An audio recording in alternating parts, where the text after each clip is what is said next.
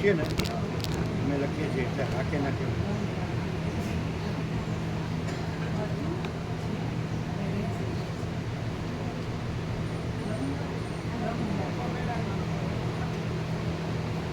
અમે આ છે ને પ્રશ્ન પૂછીએ તો જવાબ આપો. બરાબર.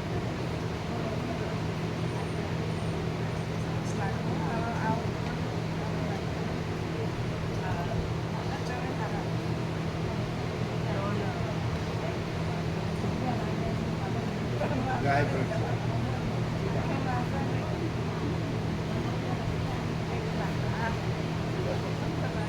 મેં એ ક્યાં કીધું બધું બે પ્રશ્ન જ કરે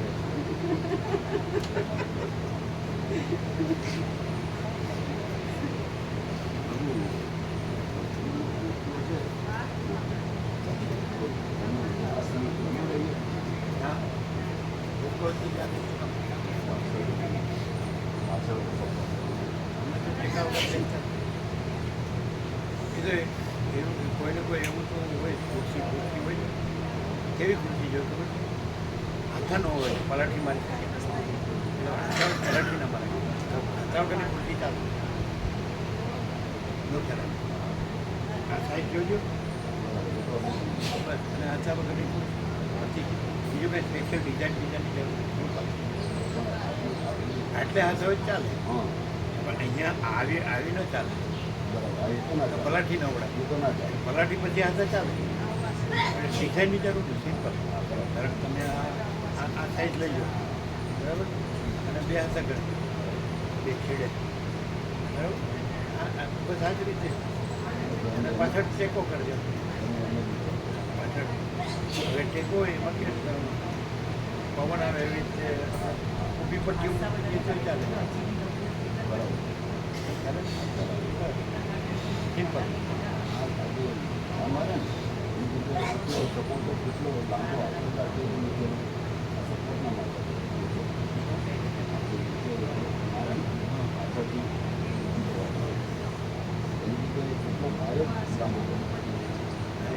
પણ એ માપી લેવાનું. હા હંમેશા અમારે એક ધ્યાન રાખવાનું તો આગળ ઊંચું હોય ને તો પેટ ઘેસાય પેટ દબાય આગળ નીચું હોય ને તો પેટ ફ્રી જાય ને અમારે હંમેશા આમ જ ઢાળ હોય આગળ ઢાળ હોય એટલે પાછળ ઊંચું જોવું આપણે એ માપ નહીં લેવું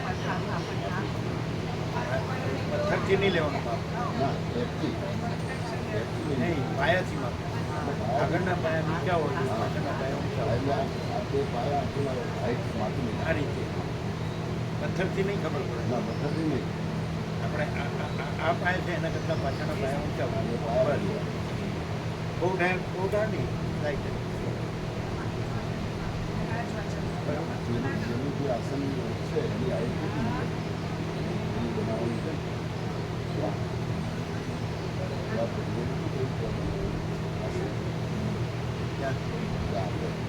એ તો કંઈ જરૂર નહીં આ છે ને રૂમ છે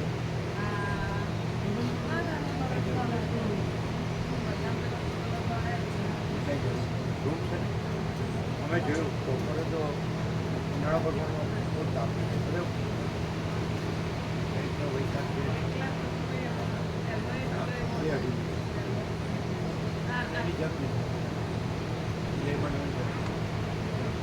આ આસન ખબર પડી ગઈ આ પડી ગયું કોઈ વસ્તુ એક્સ્ટ્રાની જરૂર નથી હવે પ્રકાશ એમાં હું ક્યાંથી કરે આ બે પ્રશ્ન કેવા છે પ્રશ્ન છે ને એમાં જવાબ જ છે આપણા પ્રશ્નો તો છે જે ઉત્તર આપ્યા તો ઉત્તર નથી પ્રશ્ન પ્રશ્નમાં જ જવાબ છે આવી ગયું છે કેવું છે જોવા તમે કીધું ને એકદમ કોટમાંથી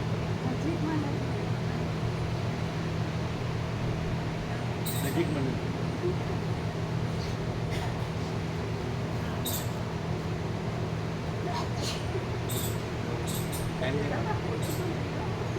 देखा बराबर लाइन था बराबर बोले सीधी लाइन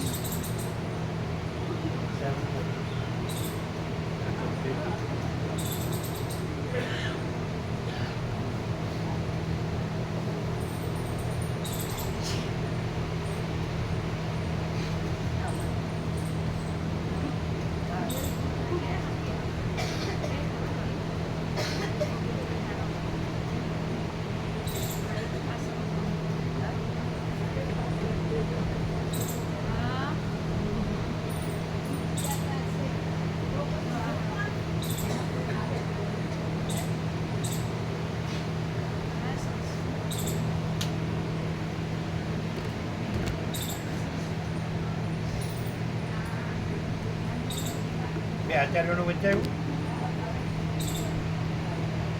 વાંચ્યું બરાબર છે.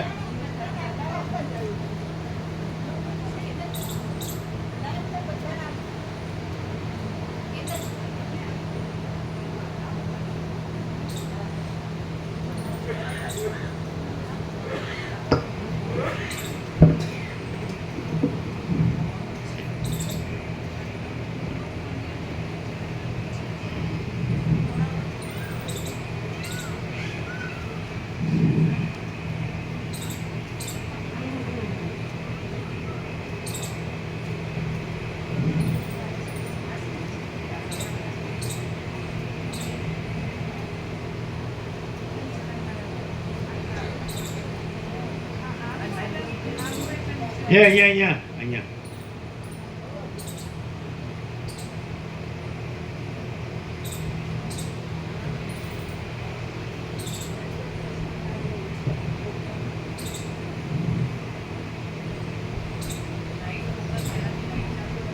વ્યાપકમાં મોકલ્યું છે. વ્યાપકમાં જેને જોવું હોય જોઈ લો. વ્યાપકમાં હવે કઈ થાય શોર્ટ મેં શોર્ટ ટૂંકામાં ટૂંકું શોર્ટ મેં શોર્ટ.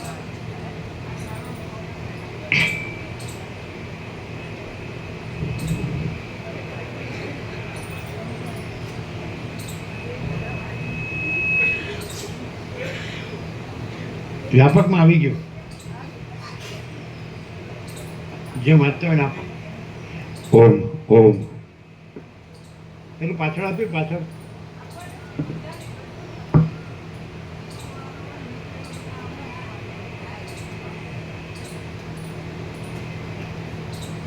પેલું બેઠું છે ને આપ્યું પેલું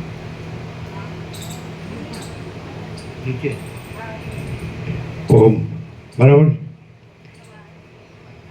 પરમ ચિદાકાશ परम ज्योति अखंड ज्योति महाचिदाकाश स्वयं प्रकाश संपूर्ण प्रकाश पूर्ण ब्रह्म अनंत तेजगण अनंत चेतगण परमाकाश केवल अनंत शुद्ध तेजगण परमाकाश अखिल आत्मा पूर्ण ब्रह्म परमात्मा परम चिदाकाश परम ज्योति अखंड ज्योति अनंत पूर्ण परम चिदाकाश परम शांति स्वयं सिद्ध स्वयं प्रकाश स्वयं पूर्ण स्वस्वरूप यही सब कुछ है, इसके सिवा कुछ नहीं है. शून्यभास अनंत कोटि महाकल्पो है ही नहीं. महाचिदाकाश स्वयं प्रकाश संपूर्ण प्रकाश महाचिदाकाश ज्योति अनंत अखंड अभेद महाचिदाकाश ज्योति महातत्व महासामान्य महाचिदाकाश स्वसंवेद्य सहज निर्विकल्प महाचिदाकाश परम कैवल्य परम शांति परम चिदाकाश अनंत पूर्ण निरपेक्ष सत्य अनंत संपूर्ण अपरिघी निर्भ्रांत निरपेक्ष वशिष्ठ राम निर्वाण उत्तरार्ध राउंड 43मो राउंड.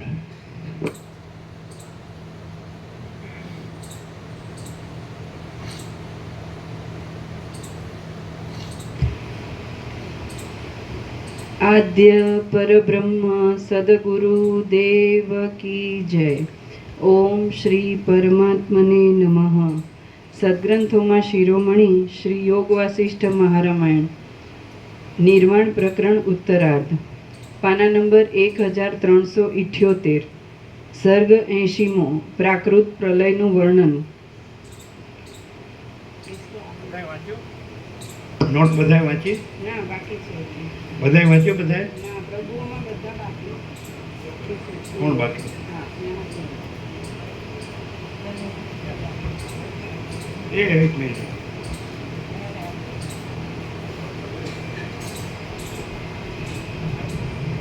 કેમ કે ગોપ્રભુ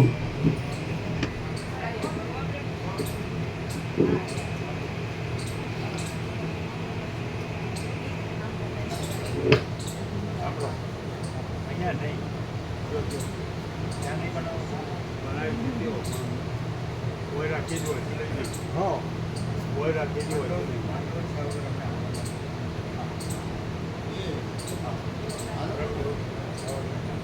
આપે છે એને બોલાવજો.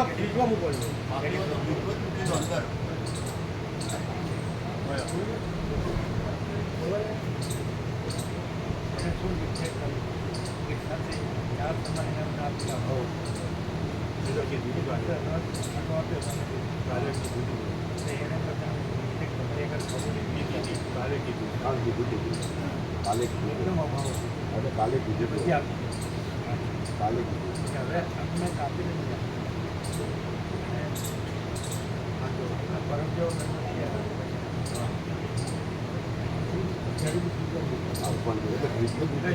ચોખા બાકી છે ને બધું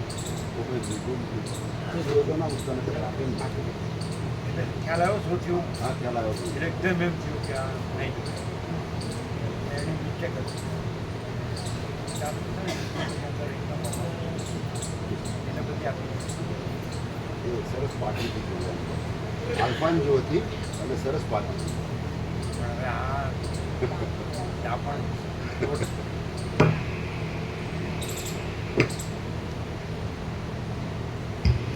પાના નંબર 1378, સર્ગ 80મો, પ્રાકૃત પ્રલયનું વર્ણન. આ 80મા સર્ગમાં પ્રાકૃત પ્રલયના ક્રમ વિશે વર્ણન કરવામાં આવશે કે જે યોગી પુરુષોના અનુભવ વડે ગમ્યા છે. વશિષ્ઠ બોલ્યા, આમ ત્યાં આવેલા તે સર્વ બ્રહ્મલોકવાસીઓ વાટ વિનાના દીવાની પેઠે અદૃશ્ય થઈ ગયા. બ્રહ્માનો દેહ શબલ બ્રહ્મ સાથે એકતા પામી ગયો. નોટ ક્યાં ગઈ? હજી દર્શન કરે છે બધા. હા, આ તો પછી આ લોકો હમણાં આવ્યા એમને આપણને વ્યાપકમાં આવી ગયું છે. વ્યાપક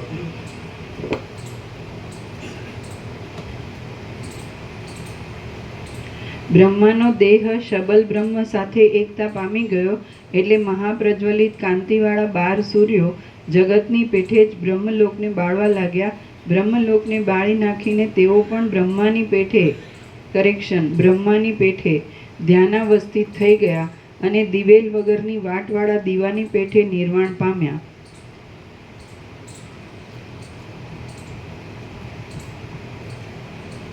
ઉપરથી 7મી લાઈન પણ બ્રહ્માની પેઠે. પછી જેમ રાત્રિની અંદર અંધારું આખી પૃથ્વીમાં ફેલાઈ જાય છે. આજે આપ્યું ટૂંકામાં ટૂંકું. પેલા એમ કીધું કે ટૂંકામાં ટૂંકું આપીએ એમ કરીને આપ્યું. ટૂંકામાં ટૂંકું છે ને બધાને આપ્યું. બધાએ વાંચ્યું? નોટ વાંચી બધાએ? કોઈ બાકી? આ ટૂંકામાં ટૂંકું એને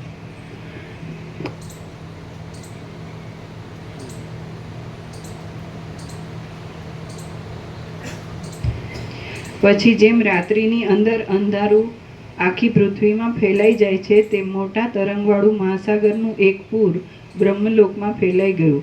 જેમ પાકી ગયેલું દ્રાક્ષનું ફળ કેવળ એક રસ વડે કરીને જ પરિપૂર્ણ હોય છે તેમ ઠેઠ બ્રહ્મલોક સુધી આખું જગત જળ વડે પૂરાઈ ગયું. પ્રલયકાળના સર્વ મેઘો તે મોટા તરંગો સાથે, પર્વતોના સમૂહો સાથે અને આકાશચારી દેવતાઓના શરીરો સાથે અથડાઈને શિથિલ થઈ ગયા, છિન્ન ભિન્ન થઈ ગયા અને જળની અંદર જ લય પામી ગયા. એટલા વખતમાં મેં પાછી આકાશ તરફ દ્રષ્ટિ કરી તો આકાશમાંથી પ્રકટ થયેલું કોઈ મહાભયંકર રૂપ મારા જોવામાં આવ્યું. એને જોઈ પ્રથમ તો હું ખરેખર ભયભીત બની ગયો હતો. જાણે કોઈ પ્રલયકાળનું નવું જગત હોય એવો તેનો વિશાળ આકાર દેખાતો હતો. ઠેઠ સૃષ્ટિના આરંભથી પ્રલયકાળ સુધી બધી રાત્રિઓનું અંધારું એકઠું થઈ મૂર્તિમાન દેહધારી બની ઊભું હોય એવું તે અતિ કાળા રંગનું દેખાતું હતું. વળી તે વિશાળતાને લીધે આકાશને પૂર્ણ કરી રહ્યું હતું. તે લાખો તરુણ સૂર્યોના કાંતિવાળા તેજને ધારણ કરી રહ્યું હતું. 3 સૂર્યોના જેવા જાજ્વલ્યમાન અને સ્થિર થઈ રહેલા વીજળીઓના સમૂહની પેઠે ચળકાટ કરતા 3 નેત્રો વડે તેનું મુખ પ્રકાશિત થઈ રહેલું દેખાતું હતું. તેના દેહમાંથી અનેક જ્વાળાઓના સમૂહો બહાર પ્રસરતા હતા.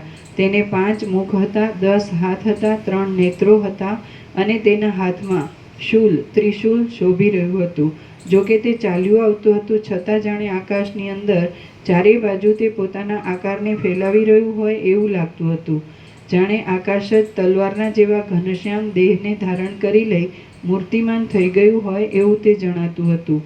એક અર્ણવથી પૂર્ણ થઈ રહેલા બ્રહ્માંડની બહાર આકાશમાં તે રહ્યું હતું અને જાણે આકાશ જ હાથ પગ આદિ અવયવોની રચના ધારણ કરી રહ્યું હોય એવું જણાતું હતું. પોતાના ભુજબળથી ક્ષીરસાગરને ક્ષોભ પમાડનારા ભગવાનની પેઠે તે પોતાના નાસિકાના પવનના ઝપાટાથી મહાસાગરને પણ કંપાવતું હતું. પ્રલયકાળના મહાસમુદ્રના જળનું પૂર જાણે પુરુષનો આકાર ધારણ કરી રહ્યું હોય એવો તેનો દેખાવ હતો. જાણે વિના કારણે સમષ્ટિ અહંકાર પોતાના સ્વરૂપને મૂર્તિમાન બનાવી પ્રત્યક્ષ આવી ઊભો હોય એમ લાગતું હતું. ત્યાં ઉડવાના આડંબરવાળા પાંખોના સમૂહોથી કુલાચલ પર્વતોનો મોટો સમુદાય ખડો થઈ જઈ જાણે આકાશને ભરી રહ્યો હોય એવો દેખાવ નજરે આવતો હતો. પછી છેટેથી જે ત્રિશૂલ અને ત્રિનેત્ર વડે આ રુદ્ર છે એમ જાણી લઈ મેં એ પરમેશને નમસ્કાર કર્યા. રામ બોલ્યા, હે મહારાજ, રુદ્રનો એવો આકાર કેમ હતો? તેમનું રૂપ કાળું કેમ હતું? તેમની આકૃતિ એવડી મોટી કેમ હતી? તેમને 5 મુખ કેમ હતા? તેમને 10 હાથ કેમ હતા? તેમને 3 નેત્ર કેમ હતા? તે ક્યાં રહે છે? તેમનું રૂપ ભયંકર કેમ હતું? તે એકલા કેમ હતા? તેમને એવું રૂપ ધારણ કરવાનું પ્રયોજન શું હતું? તેમને કોની પ્રેરણાથી એ રૂપ લેવું પડ્યું હતું? એ રૂપ લઈ તેમણે શું કામ કર્યું હતું? આમ જ્યારે ઈશ્વરે રુદ્રનું રૂપ ગ્રહણ કર્યું હતું ત્યારે તેમની છાયારૂપ માયા કેવા આકારમાં રહી હતી? આ બધું આપ મને કહો. વશિષ્ઠ બોલ્યા, હે રામચંદ્રજી, સમષ્ટિ અહંકારની ઉપાધિને લીધે એ પરમેશ્વર રુદ્રના નામે કહેવાય છે. એ વ્યષ્ટિ રૂપે અનેક અભિમાનવાળા છે અને સમષ્ટિ રૂપે એક અભિમાનને ધારણ કરે છે. મારી દ્રષ્ટિથી દેખાયેલું તેમનું રૂપ શુદ્ધ ચિદાકાશ રૂપ જ છે. એ ભગવાન રુદ્રની આકૃતિ ચિદાકાશ રૂપ જ છે અને તેમનો વર્ણ પણ ચિદાકાશ રૂપ છે. તેમનું તત્વ વિચારવા જતાં તે માત્ર ચિદાકાશ રૂપ છે. તેથી એ પ્રકાશમય રુદ્ર ચિદાકાશ રૂપ જ કહેવાય છે. એ રુદ્ર સર્વ પ્રાણીઓના આત્મારૂપ છે અને સર્વમાં વ્યાપીને રહ્યા છે. આથી તેમનો આકાર વિશાળ કહેવામાં આવ્યો છે. પ્રત્યેક શરીરમાં રહેલી અહંકારની 5 જ્ઞાનેન્દ્રિયો એ રુદ્ર અહંકાર રૂપ છે. તેથી તે રુદ્રના 5 મુખ રૂપ છે અને તેમનો પ્રકાશ ચારે તરફ દીપી નીકળે છે. 5 કર્મેન્દ્રિયો અને તેના 5 વિષયો એ રુદ્રની 10 ભુજાઓ કહેવાય છે. 4 પ્રકારના જરાયુજ આદિ શરીરો તેમજ તેની અંદર રહેનારા તે જીવો સાથે બ્રહ્મા શબલ બ્રહ્મમાં લીન થઈ ગયા. એટલે બ્રહ્માએ અહંકારનો ત્યાગ કર્યો ત્યારે તે પોતાના સ્વરૂપને પ્રાપ્ત થઈ ગયો. સર્વ કાર્યમાત્રનો લય થઈ જતા જે એકમાત્ર કારણરૂપ અંશ જ અવશેષ રહે છે તે એ રુદ્રનું સ્વરૂપ છે. પ્રથમ તેની જે આકૃતિ વર્ણવી છે તે વસ્તુતઃ નથી, છતાં તેવી ભાવનાના બળથી ઉપાસકોને વાસના પ્રમાણે ભ્રાંતિ માત્રથી તેમનો તેવો મૂર્તિમાન આકાર દેખવામાં આવે છે. એ મહાસમર્થ રુદ્ર ચિદાકાશની અંદર રહેલા વિશાળ આકાશ અવ્યાકૃતની અંદર તેમજ સર્વ પ્રાણીઓના દેહની અંદર નિરંતર પવનની પેઠે રહે છે. જ્યારે પ્રલયકાળમાં સર્વ પ્રાણી માત્ર ત્યાગ કરી દે છે જ્યારે પ્રલયકાળમાં સર્વ પ્રાણી માત્ર દ્રશ્યાભાસનો ત્યાગ કરી દે છે ત્યારે તે ક્ષણ માત્રમાં ક્ષોભ પામી ક્ષીણ થઈ જાય છે અને ચિદાકાશ રૂપ ધારણ કરી લઈ પરમ શાંતિને પામે છે.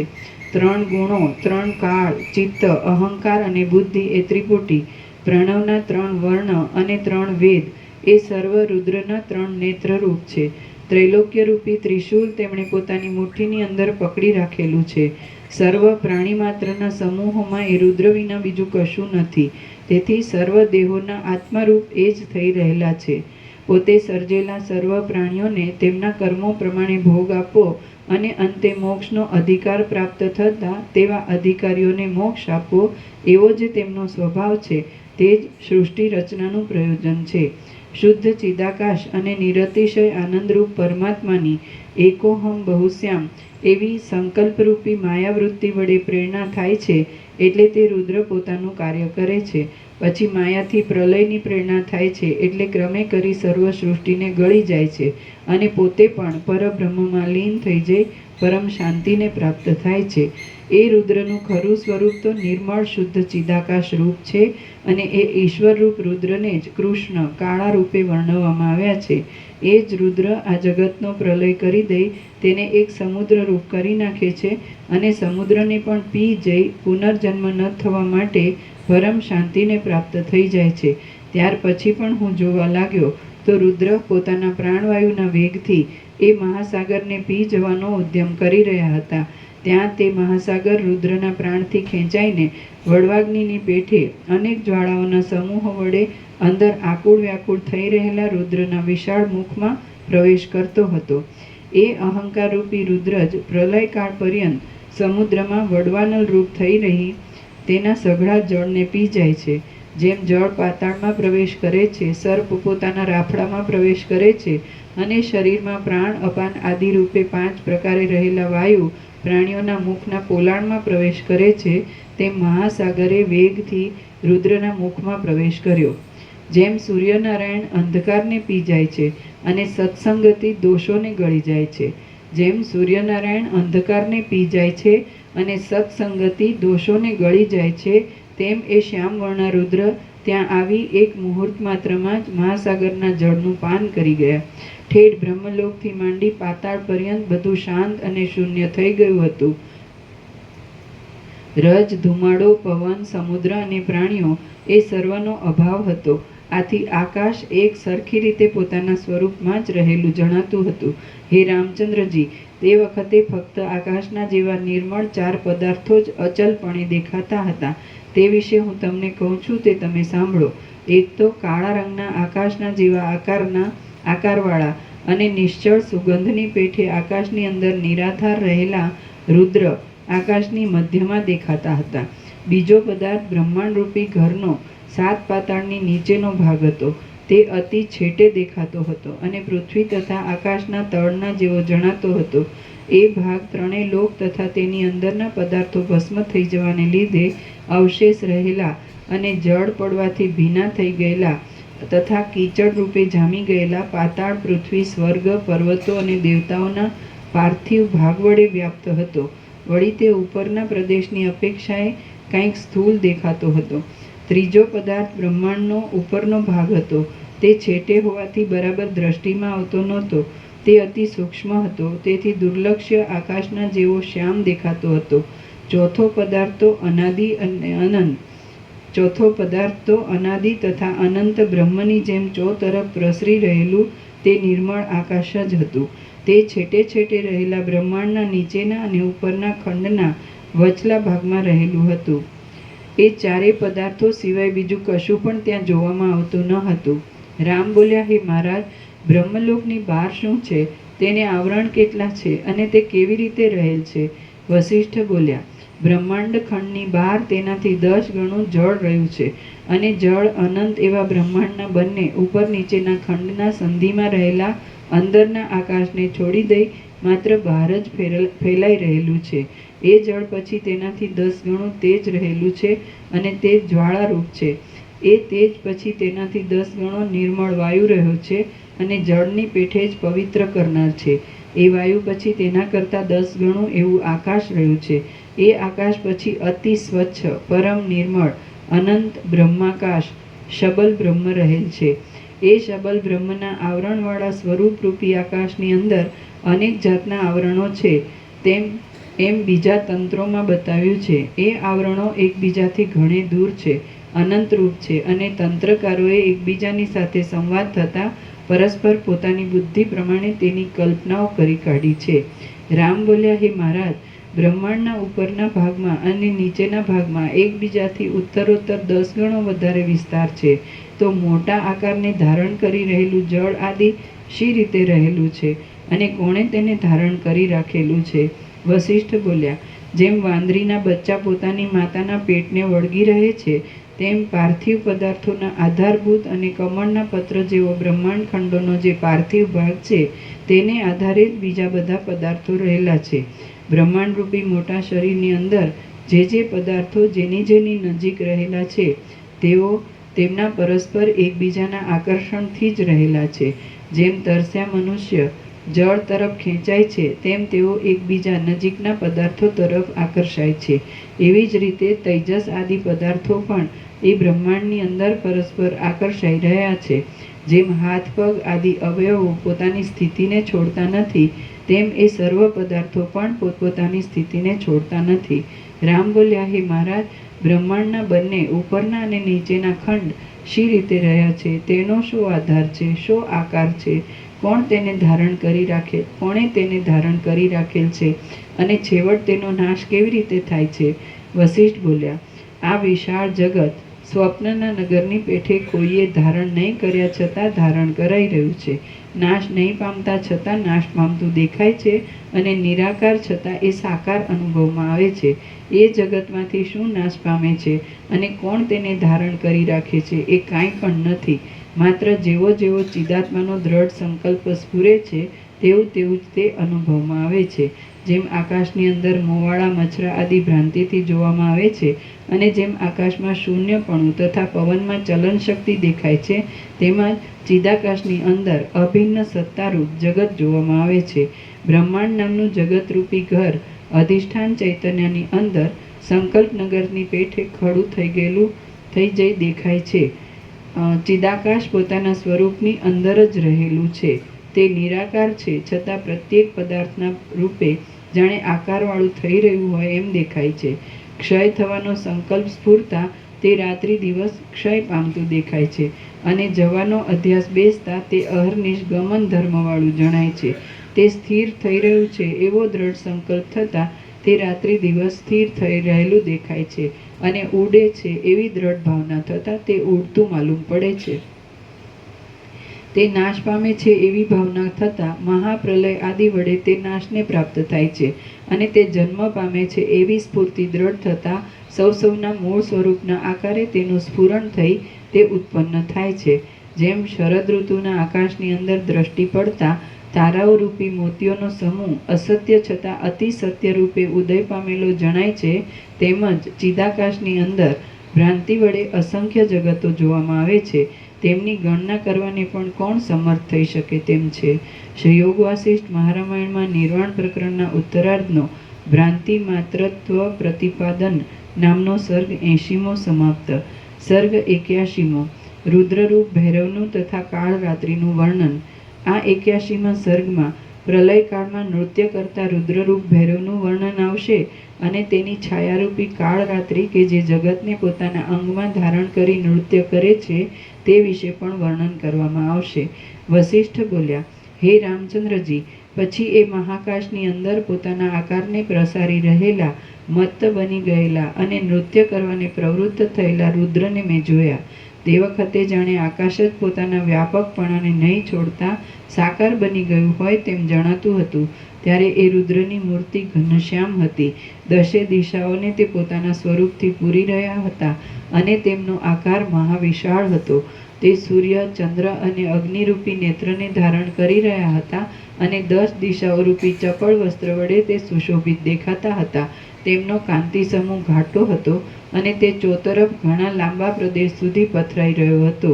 તે જાણે શ્યામ કાંતિને બંધાવવાનો સ્તંભ જ હોય તેવા દેખાતા હતા. તેમની દ્રષ્ટિ વડવાગ્નિના જેવી મહાપ્રચંડ જણાતી હતી. તેમનું સ્વરૂપ ચપળ ભુજાઓરૂપી તરંગોના ભારથી પ્રકાશી રહ્યું હતું અને સર્વત્ર એક રસ રૂપે ભરપૂર થઈ રહેલા મહાસાગરનું જળ જ જાણે દેહધારી બની મૂર્તિમાન થઈ રહેલું હોય એવું તે દેખાતું હતું. એ રુદ્રને દીઠા પછી હું પાછો તેમના તરફ જોવા લાગ્યો તો એ રુદ્રના નૃત્યનું અનુકરણ કરી રહેલી એક આકૃતિ મારા જોવામાં આવી. તે આકૃતિ જાણે રુદ્રની છાયા જ હોય એવી દેખાતી હતી. ત્યાં મારા મનમાં શંકા થતી હતી કે સૂર્યો તો હજી ઉગ્યા નથી, છતાં આવા ઘાટા અંધારામાં આકાશની અંદર આ છાયા કેવી રીતે રહી શકે આમ હું તે સંબંધમાં વિચાર કરતો હતો એટલામાં તો એ છાયા રુદ્રની પાસે નૃત્ય કરવા લાગી. તેનો વિસ્તાર ઘણો લાંબો હતો, તેના 3 નેત્ર સુશોભિત દેખાતા હતા, તેનો રંગ કાળો હતો, તેનું શરીર કૃશ દેખાતું હતું, તેના અંગમાં ચારે તરફ નસો ઉપસી આવી હતી અને તેનું અંગ શિથિલ થઈ ગયું હતું. તેનો આકાર બહુ વિસ્તારવાળો હતો, તેનું મુખ જ્વાળાઓથી વ્યાકુળ જણાતું હતું અને તે વનની સમૃદ્ધિની પેઠે પુષ્પ પલ્લવ આદિથી સુશોભિત એવા મુકુટને ધારણ કરી રહી હતી. ભેદાયેલા અંજનના જેવા ઘાટા અંધકારથી તે શ્યામ દેખાતી હતી, જાણે રાત્રિ જ પોતે આકૃતિવાળી થઈ ગઈ હોય, જાણે અંધકારની શોભાઈ દેહને ધારણ કરી લીધો હોય. અરે આકાશની શોભા જ જાણે સાકાર થઈ આવી ઊભી હોય એવી તે જણાતી હતી. તે ઘણી જ લાંબી હતી, તેનું મુખ મહાભયાનક દેખાતું હતું અને જાણે આકાશને માપી લેવા તૈયાર થઈ રહી હોય એવી તે લાગતી હતી. લાંબા ગોઠણ અને હાથની ફેરવણીથી તે જાણે દિશાઓના મુખને માપવા ઈચ્છતી હોય એમ દેખાતું હતું. જાણે ઘણા ઉપવાસો કર્યા હોય તેમ તે બહુ કૃશ જણાતી હતી. તેનું મહાવિશાળ શરીર ચારે બાજુ ખાડાવાળું દેખાતું હતું. કાજળના જેવો મહાશ્યામ તેનો વર્ણ હતો અને તે પવનના ઝપાટાથી આકુળ વ્યાકુળ થઈ રહેલી મેઘમાળાના જેવી દેખાતી હતી. તે બહુ લાંબી હતી અને કૃશ હતી. આથી તે જ્યારે સ્થિર ઊભી રહેવા અશક્ત જણાઈ ત્યારે વિધાતાએ તેને દ્રઢ રહેવા માટે જાણે નસોરૂપી રેસાઓથી સાંકળી લીધી હોય એમ જણાતું હતું. એ એટલી બધી લાંબી હતી કે તેના મસ્તકથી માંડી ઠેઠ પગના નખ સુધીનું તેનું આખું શરીર મેં ઘણા લાંબા કાળ સુધી નીચે ઊંચે જઈ ઘણો પ્રયત્ન કર્યો ત્યારે જ માંડ જોવામાં આવ્યું. ઠેઠ મૂળથી માંડી શાખાના અગ્રભાગ સુધી સૂત્ર વડે વીંટાયેલી જાણે કાંટાવાળી જમીન હોય તેમ એ છાયાનો મસ્તકથી માંડી પગના નખ સુધીના બધા અવયવોનો સમૂહ નસોના સમૂહથી અને આંતરડારૂપી વીણાઓ વડે ગૂંથાયેલો હતો. નાના પ્રકારના રંગવાળા સૂર્ય આદિ દેવતાઓના અને દાનવોના મસ્તકોરૂપી કમળોના સમૂહોની કંઠમાં રહેલી માળાથી તે સુશોભિત હતી. તે નિર્મળ પ્રકાશવાળા પવનથી પ્રદીપ્ત થઈ રહેલા અગ્નિરૂપી વસ્ત્રને ધારણ કરી રહી હતી. તેના લાંબા કાનમાં સર્પો લટકતા હતા અને તેણે મનુષ્યના શબરૂપી કુંડળ પહેર્યા હતા. તેના સ્તન સુકાયેલ તુંબડીના વેલાની પેઠે મોટી ગાંઠોવાળા હતા, લાંબા હતા, ચપળ હતા અને શ્યામ હતા. નાના મોરોના પીંછાના સમૂહથી અને બ્રહ્માના કેશના સમૂહથી લાંછિત થઈ રહેલા ઊંચા એવા ઇન્દ્ર આદિ દેવતાઓના મસ્તકોને ધારણ કરનારા અનેક ખટ્વાંગો વડે તે યુક્ત હતી. દાંતોરૂપી ચંદ્રમાઓની માળાઓ વડે તે નિર્મળ દેખાતી હતી અને તેની નિર્મળતા ઝાંખી પડવાથી તેની શોભામાં વિશેષ વધારો થતો હતો. ગોળ ચકલીઓ વડે ચપળ થઈ રહેલ અંધારારૂપી સમુદ્રનો જાણે ઉપરનો ભાગ હોય એવી તે જણાતી હતી. આકાશરૂપી વૃક્ષને આધારે રહેલી સુકાયેલ તુંબડીની લતાની પેઠે તે અતિ વિસ્તારવાળી લાગતી હતી. ચપળ અવયવોની ગ્રંથિઓ વડે તે સંયુક્ત હતી અને પવનનું તેની સાથે અથડાવું થતાં એક નવીન પ્રકારનો અવાજ ઉત્પન્ન થતો હતો. તેના મોટા તરંગોના જેવા વિશાળ અને ઊંચા હાથ શોભી નીકળતા હતા. શ્યામ કાંતિ વડે તે બહુ રમણીય દેખાતી હતી. મહાસાગરના તરંગોની માળાની પેઠે તે નૃત્ય કરી ચો તરફ ફેલાઈ જતી હતી. ક્ષણ માત્રમાં તેના એક હાથનો જ આકાર દેખાતો હતો. ક્ષણ માત્રમાં તે અનેક ભુજાઓ વડે આકુળ દેખાતી હતી અને ક્ષણ માત્રમાં તે અનંત તીવ્ર ભુજાઓ વડે જગતરૂપી નૃત્ય મંડપને ધ્રુજાવતી હતી. ક્ષણ માત્રમાં તેના એક જ મુખનો આકાર દેખાતો હતો. ક્ષણ માત્રમાં તેના ઘણા મુખોના આકારો દેખાતા હતા. ક્ષણ માત્રમાં તેના અનંત તીક્ષ્ણ મુખો જોવામાં આવતા હતા અને ક્ષણ માત્રમાં તેનું એક પણ મુખ દેખાતું ન હતું. ક્ષણવારમાં તેનો એક જ ચરણ દેખાતો હતો અને ક્ષણવારમાં તરત તે સેંકડો ચરણવાળી દેખાતી હતી. જરાવારમાં વળી તેના અનંત ચરણો જોવામાં આવતા હતા અને ક્ષણવારમાં તેના ચરણનો કશો આકાર જ દેખાતો ન હતો. પછી મેં એનો દેહ જોઈ એમ અનુમાન કર્યું કે આ કાલ રાત્રિ છે અને સજ્જન પુરુષો આને ભગવતી તથા કાલીને નામે ઓળખે છે. કાલીને નામે. તેના જ્વાળાપૂર્ણ 3 નેત્રો ઘટમાળની રેંટના જેવા ભયંકર ઊંડા ખાડાવાળા દેખાતા હતા. તેના કપાળનો પ્રદેશ બળતી પૃથ્વીવાળા ઇન્દ્રનીલ પર્વતના શિખરના જેવો જણાતો હતો. એ કાલ રાત્રિની બંને હડપચી લોકાલોક પર્વત તથા ઇન્દ્રનીલ પર્વતના ભયંકર ખાડા જેવી મહાભયંકર જણાતી હતી. વળી એ વાતસ્કંદરૂપી દોરામાં પરોવાયેલ તારાઓરૂપી મોતીઓની માળાથી સુંદર જણાતી હતી. નગરના ઇન્દ્રનીલ પર્વતના જેવા ઊંચા બહારના દરવાજામાં પદ્મરાગ આદિ મણિઓની કાંતિથી રંગાયેલા અને અંદરના ભાગમાં સ્થિરતાથી રહેલા કાચના પર્વત જેવા દેખાતા ભગ નામના ભયંકર કાગડાને તે ધારણ કરી રહી હતી. નૃત્ય કર્યા કરતી ભુજાઓ રૂપી લતાના પુષ્પોથી અને નખો રૂપી ધોળા વાદળાના મંડળોથી તે જાણે આકાશની અંદર પૂર્ણ કળાવાળા સેંકડો ચંદ્રમાઓને ભમાવતી હોય એમ જણાતું હતું. તેના હાથો પ્રલયકાળના મેઘની જેમ હાથી અને પ્રાણીઓમાંથી થનારા મોતીઓના જેવા ઝબકારા મારતી અને પ્રલય સમયે નીચે આવી પડતી તારાઓની પંક્તિઓની પેઠે પ્રકાશવાળી નખની પંક્તિઓની મહાતેજવાળી કાંતિને ચોધારી રીતે વરસાવતા હતા અને ચો બાજુ ભમ્યા કરતા હતા. આ હાથોથી એ કાળરાત્રિએ બધી દિશાઓના મંડળને વ્યાપ્ત કરી દીધા હતા. કાળા મહાભયંકર આકારવાળા નખોરૂપી પુષ્પો વડે સુશોભિત એવી આંગળીઓ રૂપી વેલોના સમૂહને ધારણ કરી રહેલા અને ચોતરફ ભમનારા પોતાના હાથરૂપી વૃક્ષ વડે એ કાળરાત્રિએ આખા આકાશને અરણ્યના જેવા દેખાવાળું કરી મૂક્યું હતું. ચોતરફ ચાલ્યા કરતા પોતાની જંઘાના ભાગથી એ કાળરાત્રિ બળી ગયેલા મોટા વનોવાળી તથા અવશેષ રહેલા તમાલ તાલ આદિ વૃક્ષોથી ઊંચી દેખાતી ભયંકર ભૂમિનું અનુકરણ કરતી હતી. અનંત અને મહાવિશાળ આકાશના પણ પારને પામી ગયેલા પોતાના કેશ વડે એ કાળરાત્રિ જાણે ભમ્યા કરતા અંધારારૂપી હાથીને વિશાળ નિવાસસ્થાન કલ્પી આપતી હોય એમ જણાતું હતું. મેરુ પર્વતને પણ વહન કરી શકે એવો તેનો નિશ્વાસ વાયુ ઘાટા ઘોંઘાટવાળા દિશાઓના સમૂહને ધારણ કરી રહેલા આકાશરૂપી ગામમાં મોટો અવાજ કરી રહ્યો હતો. તે ઘાટા પવનના સુસવાટાથી વિષની પેઠે શ્રવણ થતા મોહને લીધે મૂર્છિત કરી દેનારા ગાનને ગાતો હોય એવો દેખાતો હતો. એ કાળરાત્રિ પોતાનું અનુકરણ કરનારા તથા પોતાની પેઠે જ હાવભાવ બતાવનારા નટની સાથે જાણે ચાલતી હોય તેમ તે પવનની સાથે ચાલી જતી હતી. પછી નૃત્યના આવેશને લીધે તેનું શરીર વધવા માંડ્યું અને તે મેં આકાશની અંદર ચારે બાજુ ફરતા ચિત્તની એકાગ્રતા વડે જોયું.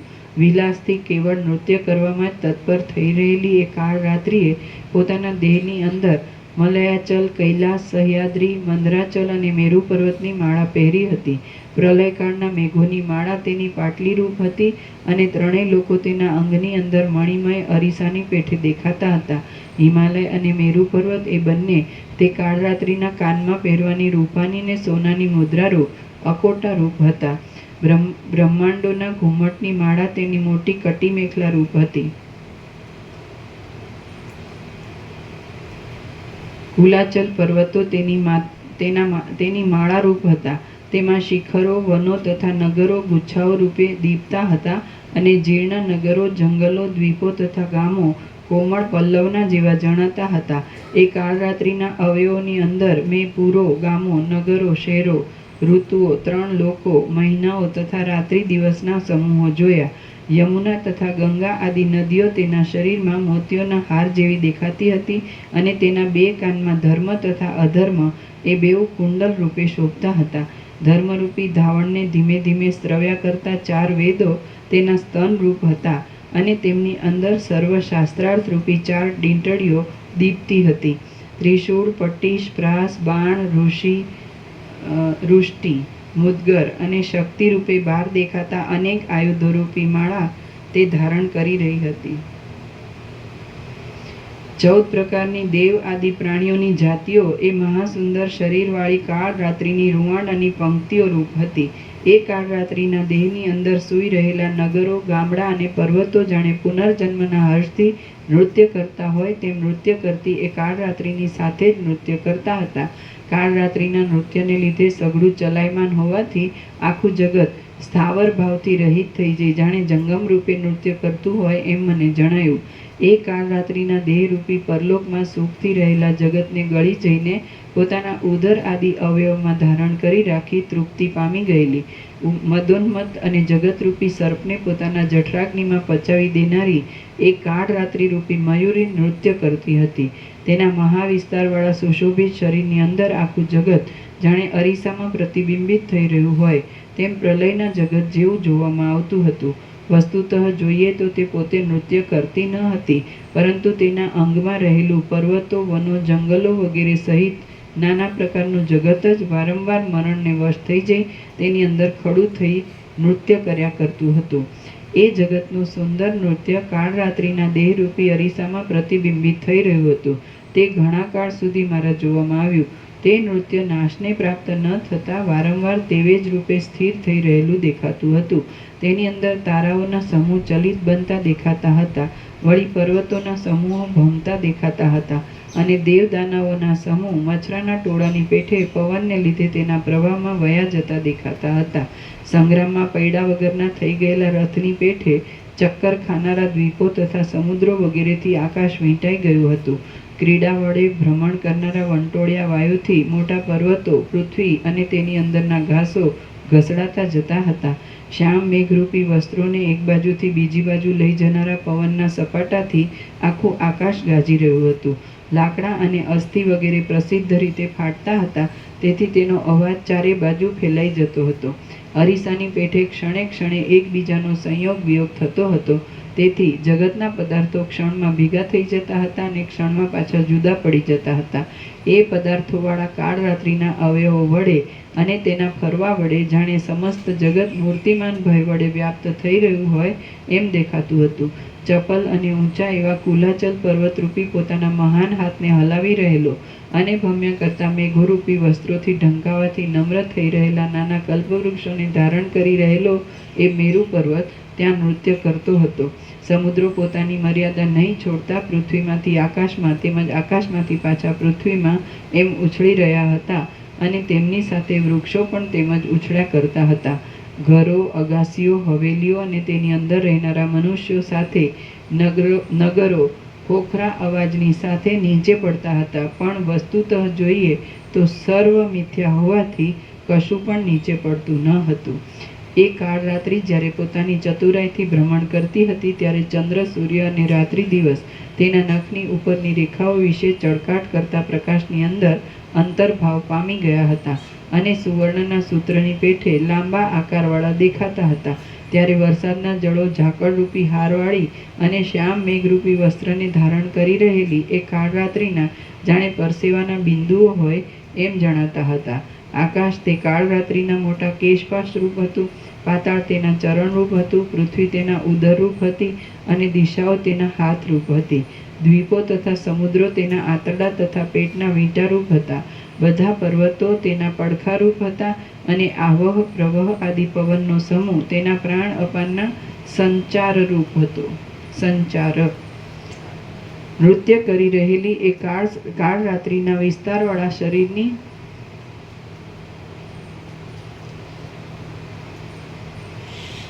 નૃત્ય કરી રહેલી એ કાળરાત્રિના વિસ્તારવાળા શરીરની અંદર હિમાલય, મેરુ, સહ્યાદ્રી આદિ પર્વતોને જાણે હિંચકાના સુખનો અનુભવ થતો હોય એમ જણાતું હતું.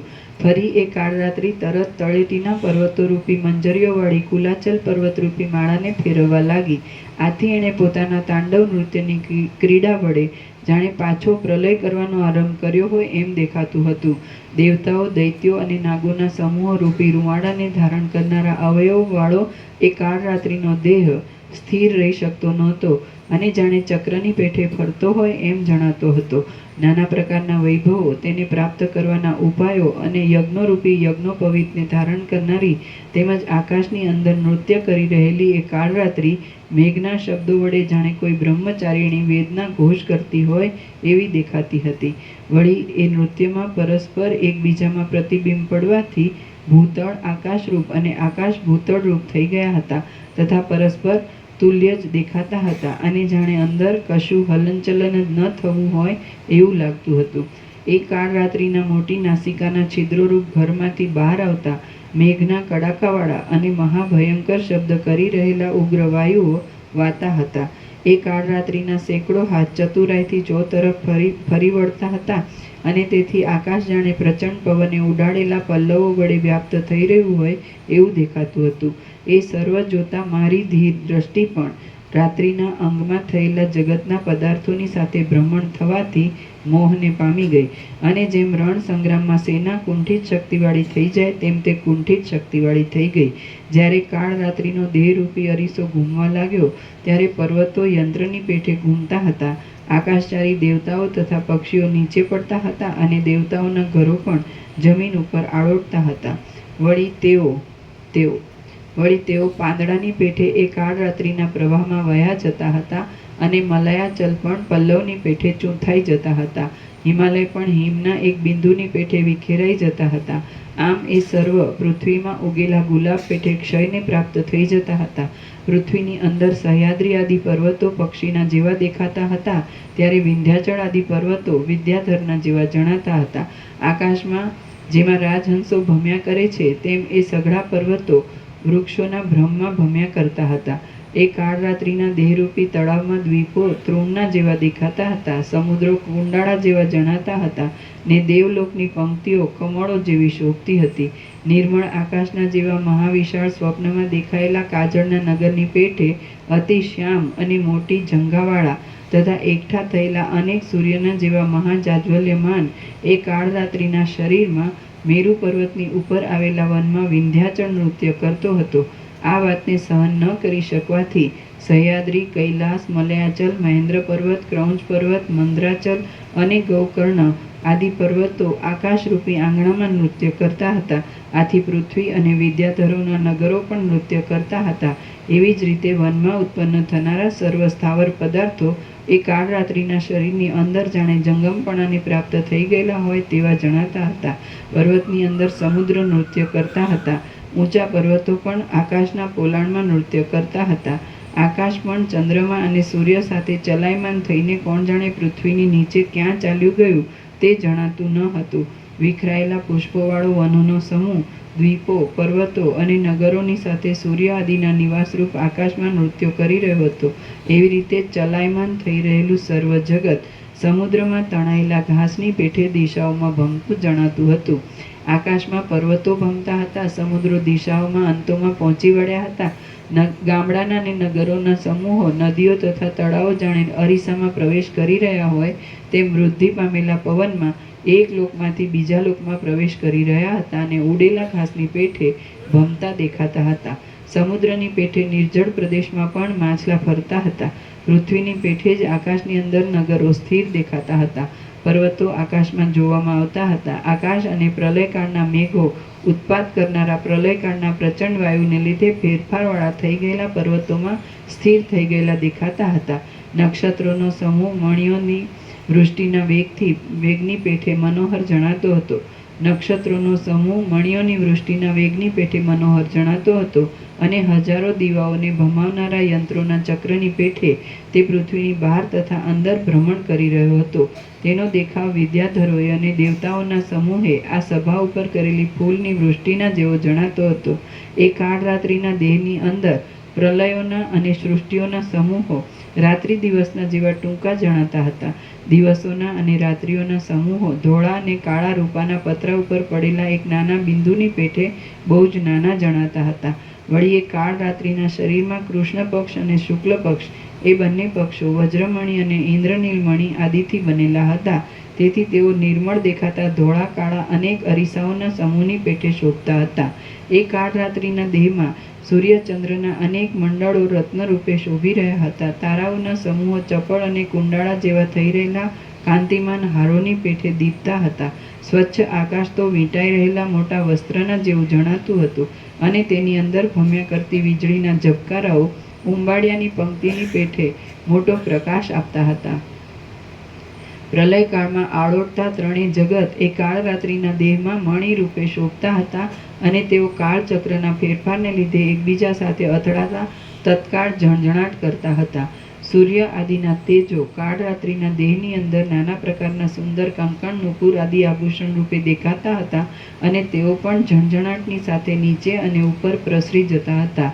સંગ્રામને લીધે મદોન્મત્ત થઈ રહેલા યોદ્ધાઓના ખડગોની કાંતિના તરંગોથી સઘળા તડકાવાળા દિવસો શ્યામ થઈ જતા હતા. એ કાળ રાત્રિના નૃત્યમાં પોતે ભમતા હતા. આથી સર્વના અધિષ્ઠાનરૂપ એવા બ્રહ્મની સ્થિરતાને લીધે છતાં એ કાળ રાત્રિના નૃત્યમાં પોતે ભમતા હતા છતાં સર્વના અધિષ્ઠાનરૂપ એવા બ્રહ્મની સ્થિરતાને લીધે સારી પેઠે સ્થિર થઈ રહેલા વીર પુરુષોના મંડળોના યુદ્ધનો મોટો કોલાહલ સંભળાતો હતો. એ કાળરાત્રિના નૃત્યમાં બ્રહ્મા, ઇન્દ્ર, વિષ્ણુ, મહાદેવ, અગ્નિ, સૂર્ય, ચંદ્રમા ઇત્યાદિ દેવતાઓ અને દૈત્યો પોતપોતાના અધિકારનો કાળ આવી રહેતા ભ્રષ્ટ થઈ નીચે પડતા હતા. વળી તેમના સ્થાનમાં પવનમાં ઉડેલા મચ્છરની પેઠે અને વીજળીના ઝબકારાની પેઠે બીજાઓ આવતા હતા અને તેમનો પણ કાળ આવી રહેતા તેઓ પાછા નીચે પડતા હતા. જગતમાં પ્રતીતિમાં આવતા સંહાર, સૃષ્ટિ, સુખ, દુઃખ, સમર્થતા, દરિદ્રતા, ઈચ્છા, અનિચ્છા, વિધિ, નિષેધ અને જન્મ મરણની ભ્રાંતિ વગેરે ભાવો પરસ્પર વિરુદ્ધ છે, છતાં એ કાળરાત્રિના દેહમાં એકબીજામાં ભેળસેળ ન થઈ જતા સદાકાળ સાથે રહેતા હતા. ત્યાં તેઓ જુદા પણ દેખાતા હતા તથા કોઈ વખતે એકબીજામાં મિશ્ર થઈ રહેલા હોય એમ પણ દેખાતું હતું. વળી કાળરાત્રિના શરીરમાં ચિદાકાશની અંદર મિથ્યા રૂપે જ પ્રતીતિમાં આવતા અને વસ્તુતઃ જોઈએ તો શૂન્ય રૂપે રહેલા સંહાર, સૃષ્ટિ, જગત, પૃથ્વી વગેરેના વિલાસોના અધિષ્ઠાન ચૈતન્યમાં ઉત્પત્તિ, સ્થિતિ અને લય વારંવાર થયા જ કરતા હતા અને પદાર્થોની ક્રિયાઓ તથા તેના ફેરફાર વારંવાર થતા જ જતા હતા. તેમજ તેમની સંખ્યા નક્કી કરી શકાય એમ ન હતું. એ કાળરાત્રિના દેહની અંદર ઉત્પત્તિ, શાંતિ, મરણ, ઉત્સવ, યુદ્ધ, સમાન ભાવ, દ્વેષ, રાગ, ભય અને વિશ્વાસ વગેરે ખજાનામાં એકત્ર થઈ રહેલા રત્નના સમૂહની પેટે દેખાતા હતા. કેમ કે એ કાળરાત્રિનું શરીર અનેક તરહના રસોવાળી સૃષ્ટિઓની પરંપરાને અસ્ખલિત રીતે ધારણ કરી રહ્યું હતું. જેમ તિમિર રોગ વડે મલિન દ્રષ્ટિવાળા પુરુષને આકાશમાં મચરા, મોવાળા આદિના જેવા આકારો ભ્રાંતિને લીધે જોવામાં આવે છે, તેમ એ કાળરાત્રિના ચિદાકાશમય શરીરની અંદર સ્વાભાવિક રીતે જ પ્રતીતિમાં આવતી અને કંઈક અનિર્વચનીય એવા માયાના આવરણને લીધે અનુભવાતી જગતની વ્યવસ્થાઓ તેમજ એ સર્વનો પાછો લય એ બધું ભ્રાંતિને લીધે પ્રતીતિમાં આવતું હતું. જેવી રીતે પર્વત પોતે અચલ છે છતાં અરીસામાં પ્રતિબિંબિત થયા પછી અરીસો ચલાયમાન થતાં પોતે પણ પ્રતિબિંબ રૂપે ચલાયમાન જણાય છે, તેમ જગત અચળ એવા અધિષ્ઠાન ચૈતન્યની અંદર સ્થિતિ રાખી રહેલું છે. તેથી વસ્તુતઃ જોઈએ તો ક્ષોભને નહીં પામ્યા છતાં તે માયાના યોગથી ક્ષોભને પ્રાપ્ત થતું દેખાતું હતું. નૃત્ય વડે પોતાના પ્રતાપને ચોતરફ પ્રસારનારી માયાની અંદર જગતના સર્વ પદાર્થો રહ્યા છે. તેઓ બાળકની સંકલ્પ સૃષ્ટિની પેઠે પ્રતિક્ષણ એક સ્થિતિ છોડી બીજી સ્થિતિને પ્રાપ્ત થતા હતા. એ કાળરાત્રિના શરીરની અંદર જગતરૂપી અનેક મગના દાણાઓનો સમૂહ ક્રિયાશક્તિ વડે એકઠો થઈ જતો હતો અને પાછો કાળે કરી વિખેરાઈ જતો હતો. એ દેવી કાળરાત્રિ ક્ષણ માત્રમાં કંઈક અનિર્વચનીય રૂપે દેખાતી હતી અને ક્ષણવારમાં તો તે કશા રૂપે જણાતી ન હતી.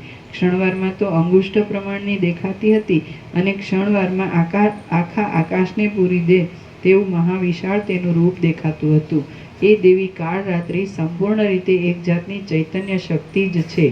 એ જગત રૂપે પણ થઈ જાય છે, અનંત છે અને જો તેને મૂળ રૂપ તપાસીએ તો તે પરમ શુદ્ધ ચિદાકાશ રૂપ છે. એ દેવી કાળરાત્રિ સંપૂર્ણ રીતે એક જાતની ચૈતન્ય શક્તિ જ છે. તે જગત રૂપે પણ થઈ જાય છે, અનંત છે અને જો તેને મૂળ રૂપ તપાસીએ તો તે પરમ શુદ્ધ ચિદાકાશ રૂપ છે. એ દેવી ત્રણેય કાળમાં થનારા ત્રણેય લોકની અંદર રહેનારી એક ચૈતન્ય શક્તિ છે. તે યથાસ્થિતપણે રહેનારા પોતાના સ્વરૂપથી ચિત્રકારના ઉદાર અંતઃકરણમાં રહેલા ચિત્રરૂપ સંસારની પેઠે કામ, કર્મ, વાસના વગેરેના પરિપાક અનુસાર પ્રકટ દેખાતા વેગ વડે અનેક વિચિત્ર આકાર થઈ રહેલી દેખાય છે. એ પોતે એક ચિદ્રૂપ છે, છતાં અવિદ્યાના યોગથી સર્વરૂપ થઈ રહેલ છે. બાકી વસ્તુ દ્રષ્ટિથી જોતા તેનું સ્વરૂપ એક ચિન્મય આત્મતત્વરૂપ છે. તેથી તે શાંત ચિદાકાશ રૂપ જ છે. એવી રીતે વિદ્યા અને અવિદ્યાના યોગથી પળવારમાં વિચિત્ર રૂપે દેખાવ આપનારા અને વસ્તુતઃ એકરૂપતાને લીધે ચિન્મય રૂપે રહેલા અનાદિ અને અનંત પોતાના રૂપને તે ધારણ કરી રહી છે. કેવળ ચિદાકાશ રૂપી શરીરને ધારણ કરી રહેલી એ કાળરાત્રિની અંદર આજે દ્રશ્ય ચિદાકાશ રૂપ જ છે. તે અનંત શિલામાં કોતરેલા રેખા, કમળ, ચક્ર આદિની રચનાની પેઠે અને જળમય સમુદ્રની અંદર દેખાતી તરંગોની રેખાની પેઠે અભિન્ન રૂપે પ્રતીતિમાં આવે છે. પ્રલયકાળના રુદ્ર ભૈરવનો આકાર ધારણ કરી રહ્યા હતા અને તેમની પાસે એ મહાભૈરવી દેવી કાળરાત્રિ પોતાના વિશાળ રૂપથી આકાશને પૂરી દઈ નૃત્ય કરતા દેખાતા હતા. કાલભૈરવના કપાળમાં દ્રઢપણે રહેલા મહાઉગ્ર એવા ત્રીજા નેત્રના અગ્નિ વડે બળી ગયેલા અને ઠૂંઠા જ માત્ર જેમાં બાકી રહ્યા છે એવા જંગલોવાળી પૃથ્વીને ધારણ કરી રહેલી તેમજ પ્રલયકાળના પવન વડે કંપ્યા કરતી વનોની પંક્તિની પેઠે ભૈરવી દેવી નૃત્ય કરી રહ્યા હતા. તેમણે કોદાળીઓ, ખાંડણીઓ, દર્ભાસનો, ફળો, કુંભો, કરંડિયાઓ, મૂસળો, પાવડાઓ, થાળીઓ અને સ્તંભો વગેરેની માળાઓ તથા હારો પહેર્યા હતા. એવી રીતના અનેક માળાઓના અને હારોના સમૂહના પુષ્પો નૃત્યને લીધે કંપતા હતા તથા ક્ષયને લીધે ખરી પડતા હતા. એ દેવી જાણે તેને વિખેરીને નવી નવી રચના કરતા હોય એમ જણાતું હતું. એ ભૈરવી દેવી આકાશ ભૈરવને વંદન કરી રહ્યા હતા અને એ આકાશ ભૈરવ પણ પોતાના વિશાળ આકારને ચોતરફ પ્રસારી દઈ નૃત્ય કરતા હતા. રક્તના આસવથી ભરેલા યમના પાડાના મોટા શિંગડાઓને હાથમાં લઈને ડિબ્બ ડિબ્બ એવા અનેક જાતના તાલવાળા શબ્દમય વાજા વડે નૃત્ય કરનારી, પોતાના વક્ષસ્થળમાં ખોપરીઓની માળાને ધારણ કરી રહેલી, ગરુડના પીંછાકોસી મુકુટને શોભા આપનારી અને પ્રલયકાળમાં જગતને ગળી જઈ પ્રસન્ન થઈ રહેલી એ કાળરાત્રિથી સ્તુતિ પામતા ભૈરવ, તમારા સૌની રક્ષા કરો. શ્રી યોગ વાસિષ્ઠ મહારામાયણમાં નિર્વાણ પ્રકરણના ઉત્તરાર્ધનો કાળરાત્રિ વર્ણન નામનો સર્ગ 81મો સમાપ્ત. સર્ગ 82મો શિવનું સ્વરૂપ તથા અજ્ઞાનથી પ્રપંચની પ્રતીતિ અને જ્ઞાનથી પ્રપંચનો અભાવ. આ 82મા સર્ગમાં ભૈરવ કે જે પોતે ચિદ્રૂપ છે તેના તત્વ વિશે વર્ણન આવશે અને અજ્ઞાનને લીધે તેમાં પ્રપંચની પ્રતીતિ થયા વિશે તથા જ્ઞાન થતાં પ્રપંચનો અભાવ જણાયા વિશે વર્ણન કરાશે. રામ બોલ્યા, હે મહારાજ, સર્વનો નાશ થઈ ગયા પછી એ દેવી કોની સાથે નૃત્ય કરતા હતા?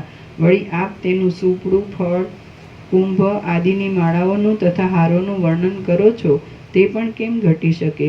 જો ત્રણેય લોકનો નાશ થઈ જતો હોય તો પછી નાશને પામી ગયેલા એ લોકો પાછા ભૈરવી દેવીના દેહમાં રહીને શી રીતે નૃત્ય કરે?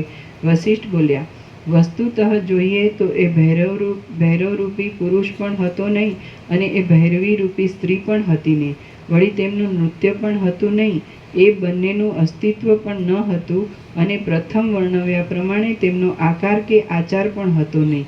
પરંતુ જે અનાદિ ચિદાકાશ સર્વ કારણોના પણ કારણરૂપ છે, અનંત છે, શાંત છે અને અવિનાશી છે, તે જ વિવર્ત રૂપે આભાસ માત્ર અનેક પ્રકારે સર્વત્ર પ્રસરી રહેલું જણાય છે. એ પરમ મંગલમય ચિદાકાશ સદાકાળ અવિનાશી છે અને તે જ પ્રલયકાળમાં ભૈરવના આકારે પ્રતીતિમાં આવે છે.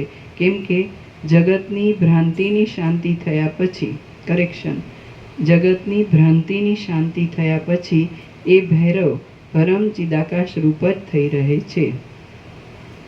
વશિષ્ઠ બોલ્યા, વસ્તુતઃ જોઈએ તો એ ભૈરવરૂપી પુરુષ પણ હતો નહીં અને એ ભૈરવી રૂપી સ્ત્રી પણ હતી નહીં. વળી તેમનું નૃત્ય પણ હતું નહીં.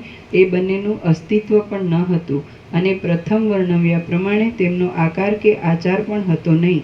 પરંતુ જે અનાદિ ચિદાકાશ સર્વ કારણોના પણ કારણરૂપ છે, અનંત છે, શાંત છે અને અવિનાશી છે, તે જ વિવર્ત રૂપે આભાસ માત્ર અનેક પ્રકારે સર્વત્ર પ્રસરી રહેલું જણાય છે. એ પરમ મંગલમય ચિદાકાશ સદાકાળ અવિનાશી છે અને તે જ પ્રલયકાળમાં ભૈરવના આકારે પ્રતીતિમાં આવે છે. કેમ કે જગતની ભ્રાંતિની શાંતિ થયા પછી એ ભૈરવ પરમ ચિદાકાશ રૂપ જ થઈ રહે છે.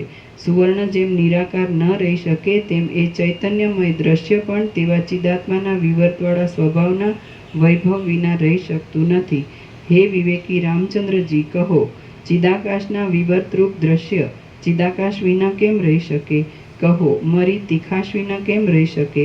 તમે વિચાર કરો તો જણાશે કે કડા અને કુંડળ વગેરે સુવર્ણ વિના શી રીતે રહી શકે? તે જ પ્રમાણે જે ચિદાકાશ સર્વના મૂળ સ્વભાવરૂપ છે તે વિના પદાર્થની સ્થિતિ જ શી રીતે સંભવે? કહો, શેરડીનો રસ મધુરતા વિના કેમ રહી શકે? કદાચિત કોઈ કારણને લીધે શેરડીનો રસ મધુરતા વિનાનો થઈ ગયો હોય તો તેને ખરી રીતે શેરડીનો રસ કહી શકાતો નથી. જળ દ્રશ્ય વર્ગ ચિદાકાશના માત્ર એક વિવર્ત રૂપ છે. તે ચિદાકાશનું સ્વરૂપ છે એમ તો કહી શકાતું નથી. કેમ કે ચિદાકાશ સદાકાળ અવિનાશી છે અને તેમાંથી કશા ભાગનો નાશ થવો સંભવતો નથી. દ્રશ્ય જગતનું સ્વરૂપ પરમાત્માના વિવર્ત સિવાય બીજું કશું સંભવતું નથી. એ પરમ તત્વ જ વિવર્ત રૂપે જગતના આકારે પોતાના સ્વરૂપને બતાવવા આકાશ આદિ રૂપે પોતાના આત્માને પ્રસારી દે છે. માટે નિર્વિકાર, આદિ મધ્ય અને અંતથી રહિત, સર્વશક્તિમાન અને સત્તા માત્ર એવું જે કાંઈ પરમ તત્વ છે તે જ આ ત્રણેય લોકરૂપ, સૃષ્ટિરૂપ, પ્રલયરૂપ, આકાશરૂપ, પૃથ્વીરૂપ અને દિશારૂપ થઈ રહેલ દેખાય છે. અવિદ્યાવાળી દ્રષ્ટિને લીધે ભ્રાંતિ વડે ચિદાકાશ જ ઉત્પત્તિ અને પ્રલય આદિ રૂપે ભાસે છે. ઉત્પત્તિ, મરણ, માયા, મોહ, મંદતા, અવસ્તુપણું, વસ્તુતા, વિવેક, બંધ, મોક્ષ, શુભ, અશુભ, વિદ્યા, અવિદ્યા, વિધેયપણું, સંદેહપણું, ક્ષણ જેટલો અલ્પકાળ, લાંબો કાળ, ચંચળપણું, સ્થિરપણું, તમે, હું અને ઇતર પદાર્થ એ બધું પરબ્રહ્મ જ છે. સત્ય અને અસત્ય, કાર્ય અને કારણ, મૂર્ખતા અને પંડિતપણું, દેશ, કાળ, ક્રિયા, દ્રવ્ય વગેરેની કલ્પના, વ્યવહારોનું અસ્તિત્વ, રૂપાદિક બાહ્ય વિષયોનો અનુભવ, સંકલ્પ વિકલ્પ આદિ આંતર વિષય, કર્મેન્દ્રિય અને જ્ઞાનેન્દ્રિય, તેજ, જળ, અગ્નિ, આકાશ તેમજ પૃથ્વી આદિ રૂપે જે કાંઈ આ પથરાઈ રહેલું નજરે આવે છે તે સર્વ શુદ્ધ નિર્વિકાર ચિદાકાશ રૂપ છે. એ ચિદાકાશ સર્વના અધિષ્ઠાન રૂપ છે અને તે પોતાના સ્વરૂપને નહીં છોડતા વિવર્ત રૂપે સર્વના આકારે થઈ રહેલું છે. ઉપર જે કહેવામાં આવ્યું છે તે સર્વ શુદ્ધ ચિદાકાશ રૂપ છે, એમાં કાંઈ સંશય નથી અને તે ચિદાકાશથી જરા પણ જુદું નથી. આ બાબતમાં અખંડ દ્રષ્ટાંત જોઈતું હોય તો સ્વપ્નમાં દેખાયેલા પર્વતનું છે. જે પરમ ચિદાકાશ વિશે મેં તમને ઘણી વખત કહ્યું છે તેનું જ અહીં રુદ્ર રૂપે વર્ણન કરવામાં આવ્યું છે. એ રુદ્ર સદાકાળ અવિનાશી છે. એ જ વિષ્ણુ રૂપ છે અને એ જ બ્રહ્મા રૂપ છે. બ્રહ્મારૂપ ચંદ્ર, સૂર્ય, ઇન્દ્ર, વરુણ, યમ, કુબેર, અગ્નિ, પવન, મેઘ, સમુદ્ર, ભૂત, વર્તમાન આદિ કાળ અને જે કાંઈ વસ્તુ દેખાય છે તે તથા જે નથી દેખાતું તે સર્વ ચિદાકાશના અંશો જ સ્ફુરે છે એમ સમજવું. મિથ્યા ભાવનાને લીધે એવી જાતની ઉપર બતાવેલી વિષ્ણુ, બ્રહ્મા આદિ સંજ્ઞા વડે તેવા આકાર આ સર્વ દેખાય છે અને સર્વ ચિદ્રૂપ છે એવો બોધ થતાં વિષ્ણુ, બ્રહ્મા આદિ સર્વ પણ ચિદ્રૂપ જણાય છે. બ્રહ્મ જ અજ્ઞાન દ્રષ્ટિ વડે જીવજગત આદિ વિશે દેખાય છે અને જ્ઞાન થતાં પોતાના સ્વરૂપમાં સ્થિર થઈ રહેલ દેખાય છે. માટે ખરું જોતા ભેદ કે દ્વિત્વ, એકત્વ આદિ કશું છે જ નહીં. તેથી જ્ઞાન વડે સમજીને શાંત થઈ રહેવું. જ્યાં સુધી જીવ પોતાના પરમ નિર્વિકાર સ્વરૂપને જાણતો નથી અને તદ્રૂપતાને પ્રાપ્ત થતો નથી ત્યાં સુધી તે આ સંસારરૂપી મહાસાગરમાં પોતે અનેક તરંગ જેવો થઈને રહે છે. પરંતુ જ્ઞાન થતાં તેને એવી તો શાંતિ મળે છે કે તેને એ સમુદ્ર, સંસાર સાગર અથવા તરંગ, સંસાર સાગરના તરંગરૂપ એવો જીવભાવ એ કશું જ દેખાતું નથી. તેની દ્રષ્ટિમાં તો આ સર્વ યથાસ્થિતપણે રહેલું હોવા છતાં શાંત અને અનંત પરમ ચિદાકાશ રૂપ જ દેખાય છે. શ્રી યોગ વાસિષ્ઠ મહારામાયણમાં નિર્વાણ પ્રકરણના ઉત્તરાર્ધનો શિવ સ્વરૂપ વર્ણન નામનો સર્ગ 82મો સમાપ્ત. સર્ગ 83મો. કલ્પના દ્રષ્ટિથી ચિદાકાશ જ અનેક સ્વરૂપે ભાસે છે. આ 83મા સર્ગમાં જે કાંઈ ભૈરવ આકારે કાળનું વર્ણન કર્યું તે અધિકારી વર્ગને બોધ થવા માટે છે અને કલ્પના દ્રષ્ટિ વડે ચિદાકાશ જ તેવા રૂપે ભાસે છે એ બાબતનું વર્ણન કરવામાં આવશે. વસિષ્ઠ બોલ્યા, તે વખતે જે રુદ્ર રૂપે નૃત્ય કરતા હતા અને જેને શિવ એવા નામથી બોલાવવામાં આવે છે તે પરમ ચિદાકાશ રૂપ જ છે એમ મારું કહેવું છે. હે વિવેકીઓમાં શ્રેષ્ઠ રામચંદ્રજી, એ રુદ્રની જે આકૃતિ કહેવામાં આવી છે તે વસ્તુતઃ આકૃતિ હતી જ નહીં, પણ ચિદ્રૂપે સર્વત્ર ભરપૂર થઈ રહેલું ચિદાકાશ જ એવા આકારે વિવર્ત ભાવથી થઈ રહેલું જણાતું હતું. એ રુદ્રનો આકાર મારી દ્રષ્ટિમાં શાંત ચિદાકાશ રૂપ જ જણાયો અને તે એક હું જ તત્વજ્ઞપણાથી જાણતો હતો. બીજા અજ્ઞાની જીવથી એ વાત સમજી શકાય તેમ ન હતી. જેમ એ પ્રલયકાળ, એ રુદ્ર અને એ ભૈરવી દેવી માયા માત્ર છે એમ મને જ્ઞાન દ્રષ્ટિ વડે સમજાયું, તેમ આ સર્વ દ્રશ્ય જાળ માયા માત્ર છે એમ હું તત્વદ્રષ્ટિથી સમજતો હતો. પરમ ચિદાકાશ પોતે વસ્તુતઃ સર્વ પ્રપંચથી શૂન્ય છે અને તે જ વિવર્ત રૂપે ભૈરવના આકારે થઈ રહેલું દેખાતું હતું.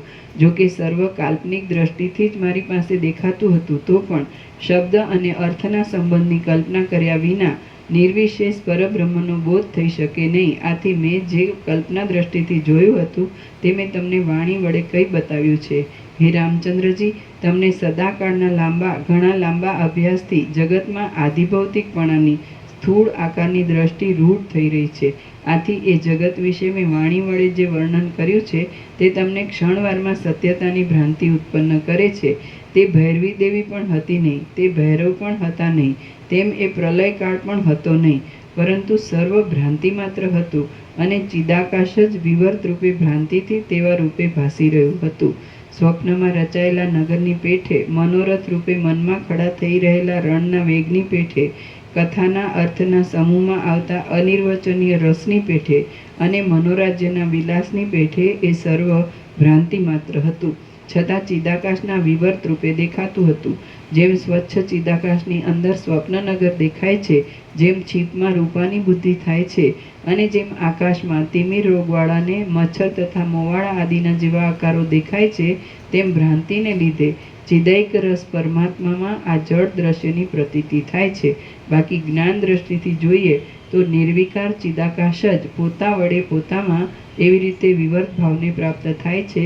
તેથી એ ચિદાકાશ પોતે જ જગતના આકારે પ્રતીતિમાં આવે છે. જેમ કપડામાં અનેક રંગના ચિત્રો દેખવામાં આવે છે તે બધા કપડાથી જુદા નથી, પરંતુ કપડામાં જ તે કલ્પાયેલા છે, તેમ ચિદાકાશની અંદર સઘળો ઠાઠ અભિન્ન છતાં સત્તા વડે કલ્પાયેલો છે. તે જ પ્રમાણે પ્રલયકાળમાં અગ્નિની પેઠે દીપી નીકળેલા રુદ્રના નૃત્યમાં જે કાંઈ જોવામાં આવ્યું હતું તે પણ ચિદાત્માના જ એક વિવર્ત રૂપ હતું. હે પ્રિય રામચંદ્રજી, એવી રીતે ભૈરવ અને ભૈરવીનો જે આકાર જોવામાં આવતો હતો તે તત્વદ્રષ્ટિથી નિરાકાર જ હતો, એમ મેં તમને વર્ણન કરી બતાવ્યું. હવે તેમનું નૃત્ય પણ વસ્તુતઃ જોઈએ તો અનૃત્ય રૂપ જ હતું. એ વિશે કહું છું તે તમે સાંભળો. જેમ જે વસ્તુ વાસ્તવિક હોય તે અવસ્તુ રૂપે કોઈ જગ્યાએ હોઈ શકતી નથી, તેમ અધિષ્ઠાન ચૈતન્યનું પોતાનું સ્વરૂપ પણ કોઈ જગ્યાએ કાંઈ જ વિવર્ત થઈ શકતું નથી. સુધારો. તેમ અધિષ્ઠાન ચૈતન્યનું પોતાનું સ્વરૂપ પણ કોઈ જગ્યાએ કાંઈ જ વિવર્ત થઈ શકતું નથી.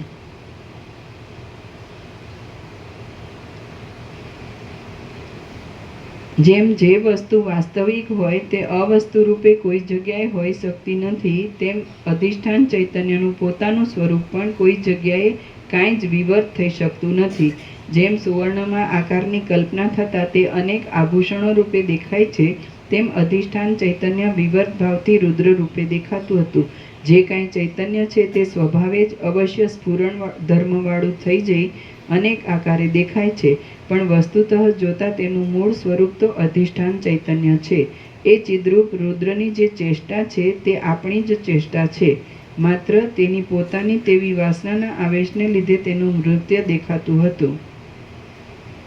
માટે મહાભયંકર આકારવાળા એ પ્રલયકાળના રુદ્રનું જે નૃત્ય હતું તે ચિદાત્માનો એક વિલાસ જ હતો, અને એ ચિદાત્મા તત્વદ્રષ્ટિથી જોતા આપણું પોતાનું જ સ્વરૂપ છે. રામ બોલ્યા, તાત્વિક દ્રષ્ટિથી જોઈએ તો વસ્તુતઃ આ દ્રશ્ય છે જ નહીં, અને જે કાંઈ દ્રશ્યના જેવો આભાસ નજરે આવે છે તે પણ છેવટ પ્રલયકાળમાં નષ્ટ થઈ જાય છે.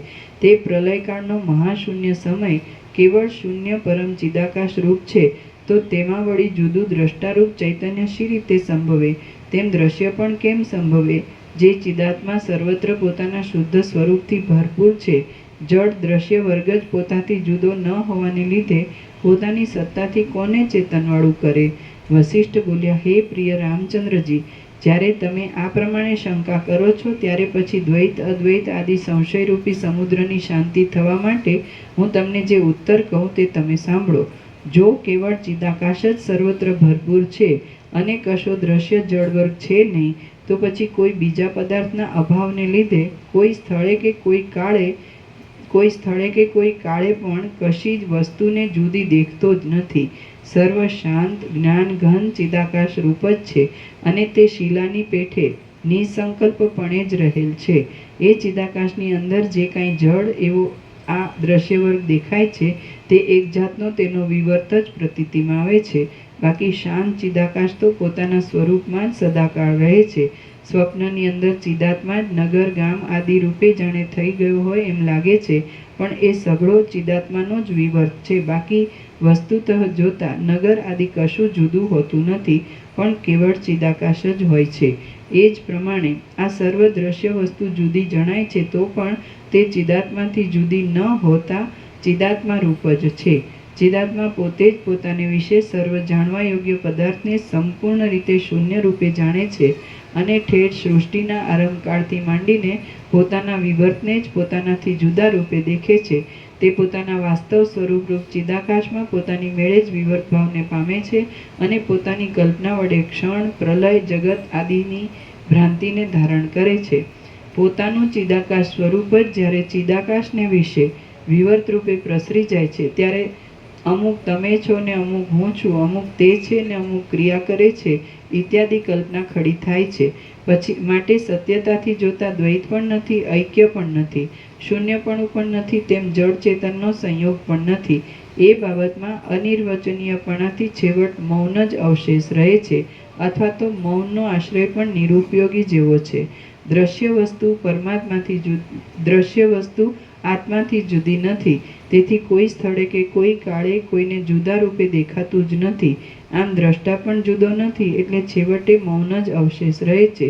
સર્વ શાસ્ત્રોનો છેવટનો સિદ્ધાંત નિર્વિકલ્પ સમાધિમાં સમાય છે, અને તે સ્થિતિ જીવતા છતાં પાષાણની પેઠે નિસંકલ્પ અને નિર્વિકાર રહેવાની છે.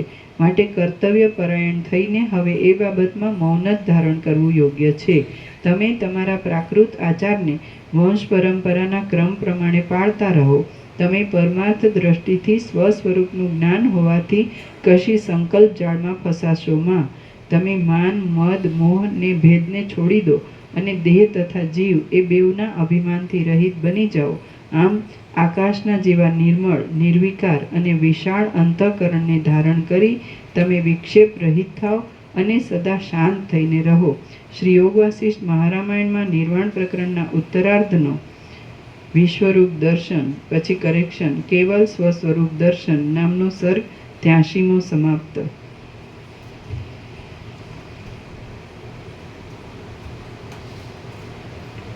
પ્રસાદ આપજો.